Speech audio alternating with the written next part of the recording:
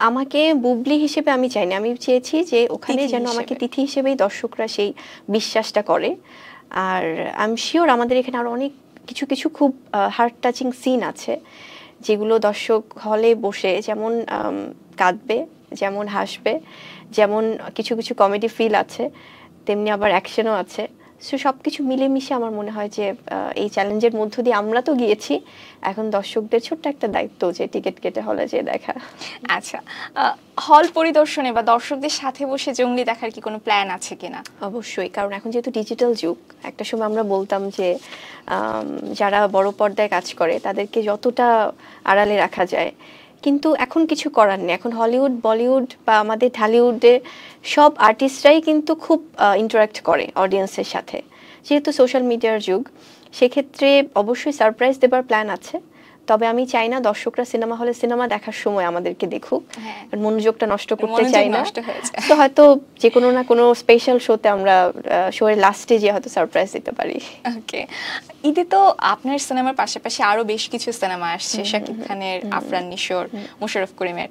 তো আপনি জঙ্গলি ছাড়া আর কোন সিনেমাটা আগে দেখবেন? টানা সপ্তমবারের মতো বেস্ট টিস্যু পেপার ব্র্যান্ড হিসেবে স্বীকৃতি পেয়েছে বসুন্ধরা টিস্যু। অবশ্যই বরবাদ, এবং প্রত্যেকটা সিনেমাই দেখবো। সব তো আর একসাথে দেখা সম্ভব না, বরবাদ দেখার পরে দেখবো অন্যান্য সিনেমাগুলো, সেটা দাগি আছে, অন্যান্য যে সিনেমা জিন, চক্কর, অন্তরাত্মা।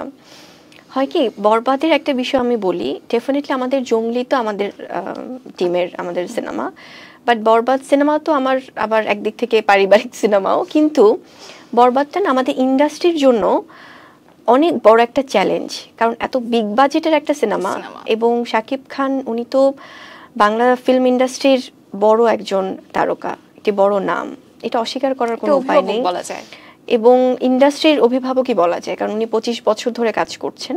এবং যেভাবে তার না এক একবার এক এক রকম ভাবে ঘুরে দাঁড়ানো, এক একটা মুভি দিয়ে যেভাবে চ্যালেঞ্জ নেওয়া, এটা মানে আমি সেলুট জানাই। কারণ অ্যাজ এন আর্টিস্ট যদি আমি বলি, অনেক কিছু আমাদের ওনার থেকে আসলে শেখার আছে, যে কিভাবে কাজ দিয়ে ফোকাস থাকা যায়।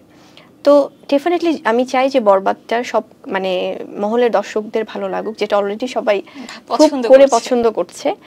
আবার দাগি যদি বলি, আফরান নিশু ভাই, নিশু ভাইয়া তো ভীষণ ভালো একজন অভিনেতা, ওনার সিনেমা উনি মানে আরেকটা ইন্ডাস্ট্রি থেকে এসে আমাদের ইন্ডাস্ট্রি মানে আমাদের ফিল্মে কাজ করছে, খুবই পজিটিভ। তাছাড়াও যেটা জিন আছে বা চক্কর, মোশাররফ ভাইয়ের সিনেমা, দেন হচ্ছে যে অন্তরাত্মা, সেখানেও শাকিব খান আছেন। সো সবাই কিন্তু ঘুরে ফিরে আমরাই ফ্যামিলি, মানে আমাদের এটা একটা তো পরিবার, সিনেমা পরিবার। সো সব সিনেমাই ভালো যাক, আমি এটা চাই।